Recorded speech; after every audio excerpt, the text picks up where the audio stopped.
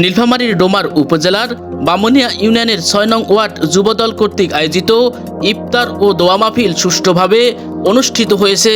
এদিন ৬ নং ওয়ার্ড যুবদলের সভাপতি জনাব মোহাম্মদ শহীদুল ইসলামের সভাপতিত্বে প্রধান অতিথি হিসেবে উপস্থিত ছিলেন বামুনিয়া ইউনিয়ন যুবদলের সভাপতি জনাব মোহাম্মদ মোজাদ্দেদে আলফেজ সানি এবং প্রধান বক্তা হিসেবে উপস্থিত ছিলেন বামুনিয়া ইউনিয়ন যুবদলের সাধারণ সম্পাদক জনাব মোহাম্মদ রেজওয়ান কবির সেনা।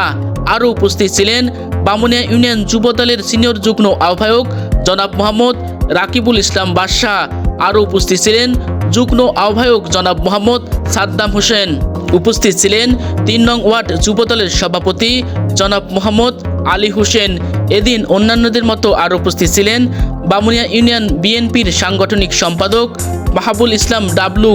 উপস্থিত ছিলেন জেলা তাঁতি দলের সহ সাংগঠনিক আনারুল ইসলাম।